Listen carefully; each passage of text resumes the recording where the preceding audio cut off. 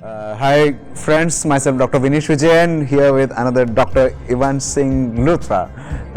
He is a powerful personality at a very young age, supporting a lot of entrepreneurs all across the world with innovative ideas, and even now in the blockchain space as well.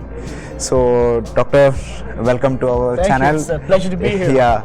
So at this very young age, you have made yourself as a successful entrepreneur, businessman. At the same time, you are helping many other entrepreneurs to be successful in this career. Can you give us a brief about yourself and your journey?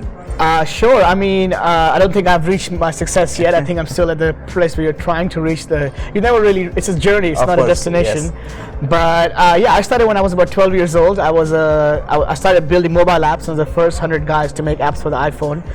Built about 30 apps, sold my first company when I was 17. From that, I started traveling the world, made a bunch of money, started traveling the world, didn't go to university, and a lot of people came to me with the ideas. So I started investing in them.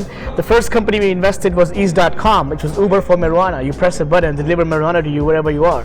And this was 2014 when marijuana was just getting started. And this company now is over $500 million. So it was like 100x return on the first investment I made. So, and I realized a lot of people were coming to me with just their ideas. So that's when I set up my incubator, Startup Studio.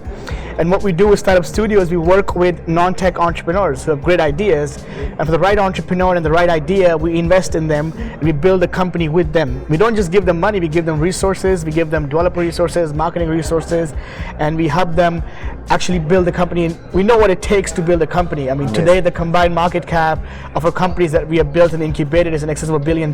We have tens of millions of users across the various products. So we know what's required, and as with most companies at an early stage, we know that the pivots are going to happen. We know what's going to work, what's not going to work. So that's what we focused on, and that was the journey. And one thing led to another, and I bought my first Bitcoin in 2013, but never really got in earlier than 2016 when my own company started coming to me and said, "Hey, can you help me with blockchain?" Okay. And even though I had 300 developers working with me full time, and even today, I did not have any expertise on blockchain at that time. So that's when I started looking into the industry, and I set up my crypto investment bank. And what we do with Econo is we work with people who want to raise capital via the crypto markets, and we go and we underwrite their token sales. So we would go and we would help them raise the capital. We would do whatever is requires marketing, smart contracts, etc.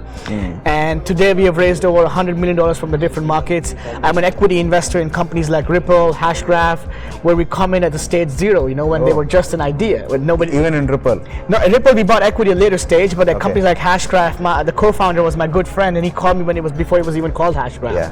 And then we helped them raise over $100 million. The first project we did was LockTrip with the former president of Bulgaria as a chief advisor. Still today, the only project in crypto with the EU president who was willing to put his name on the project, and it's given a 10x return to our investors already. I mean, and now we are involved in various different projects in blockchain. A couple good projects we're doing is like GL Brain, which is an SAP for the masses, Relictium Pro, which is blockchain 5.0.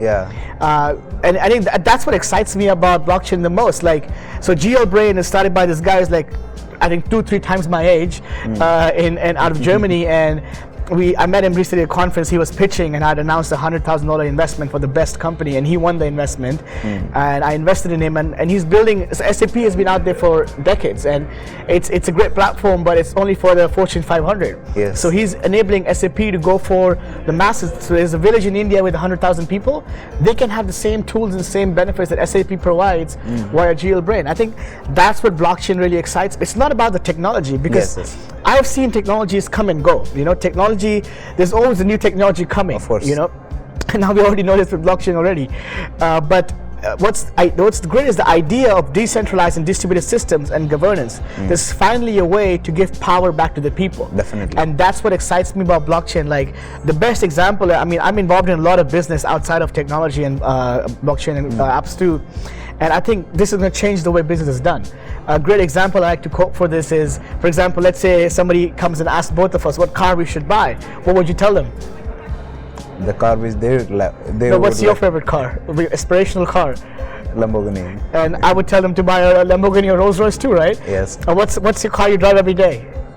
Not that No, one. it doesn't matter. I mean, I drive a BMW every day. Let's say you drive an Audi, right? So then if Audi and BMW came out with their tokens and they sold the tokens, then you would say you would buy some Audi tokens, I would buy some BMW tokens.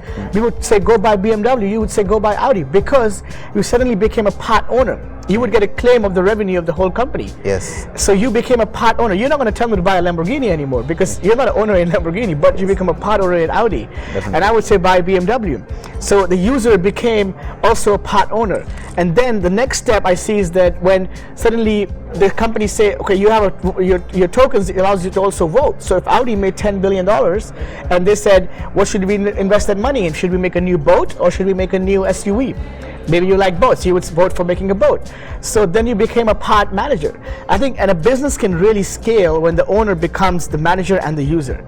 Yes. When the incentives of all three align, that's when you can really scale. Because right now in the world, the owners want the most money, the users want the best product for no money, and the managers want to keep everybody happy. But the incentives are not aligned. Yes. But tokenization and the idea of blockchain allows us to align those incentives. Yeah. So I think that's what's going to change how business is done today. Yeah, that's a major problem actually.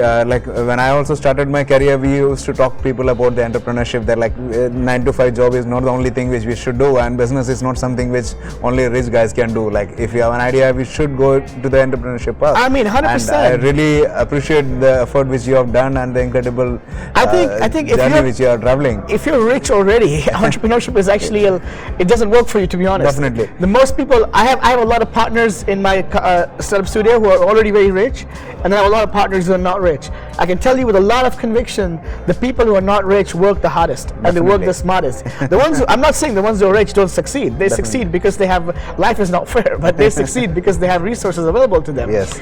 But to build a company, it really requires grunt work, and you can't get that unless you really have a want for that, and you really have a passion for that. And money is not a passion. You can't say you have a passion for money. Yes. So you really have to have a passion for what you're doing, and if you believe in the purpose of what you're doing, to really. I believe you will be one of the most inspiring role model for any youngsters which will be coming up, especially from India, where parents teach their children just to be educated and go get a good job.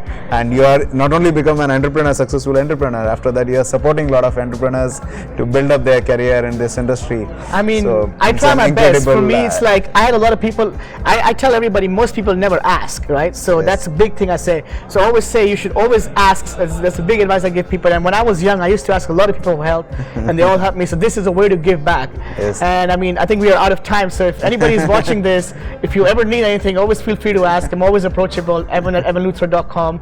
You follow me on Instagram. But yeah, thank you so much. It was really a pleasure meeting you. Definitely. And I really appreciate the way you are developing all things in your career and supporting many entrepreneurs. Thank you so much. Yes. So it was a pleasure meeting you. Wish you all the best for your future. Pleasure. Thank you. Thank you so much, guys. Thank you. Bye.